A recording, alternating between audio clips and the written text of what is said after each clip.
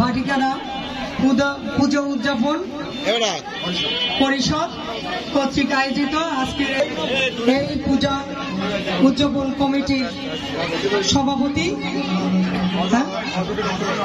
Advocate Ajay Saha উপস্থিত রয়েছেন। পুজো উদযাপন কমিটির সাধারণ সম্পাদক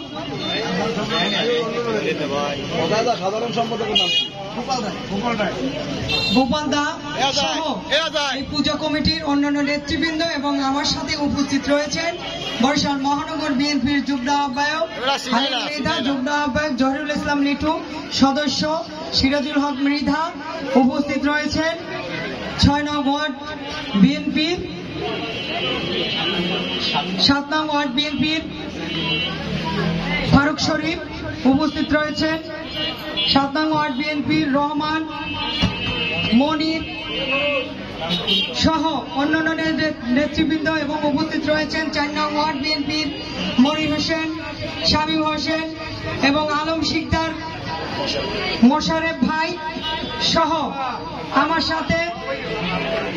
বিভিন্ন ওয়ার্ডের নেতৃবৃন্দ যারা এসেছেন, যুবদল, ছাত্রদল, স্বেচ্ছাসেবক দল এবং ৮ নং ওয়ার্ড বিএনপির এবং বিএনপির সাংগঠনিক অভিভাবক ভারপ্রাপ্ত চেয়ারম্যান জনাব তারেক রহমানের পক্ষ থেকে শারদীয় শুভেচ্ছা ও অভিনন্দন। আপনারা জানেন ধর্ম যার যার, উৎসব সবার, ধর্ম যার যার, রাষ্ট্র সবার, ধর্ম যার যার, নিরাপত্তা পাবার অধিকার সবার। এটা আমাদের ভারপ্রাপ্ত চেয়ারম্যান তারেক রহমানের কথা এবং আমাদেরও কথা। তারই নির্দেশনায় আমরা সব পূজা মণ্ডপ ঘুরেছি এবং তারই ধারাবাহিকতায় আজকের এই ভাটিকানা মন্দিরে এবং আজকের এই মন্দিরে এসে আমাদের ভালো লেগেছে যে খুব সুন্দরভাবে পূজা উদযাপন হচ্ছে এবং আমাদের সকলের পক্ষ থেকে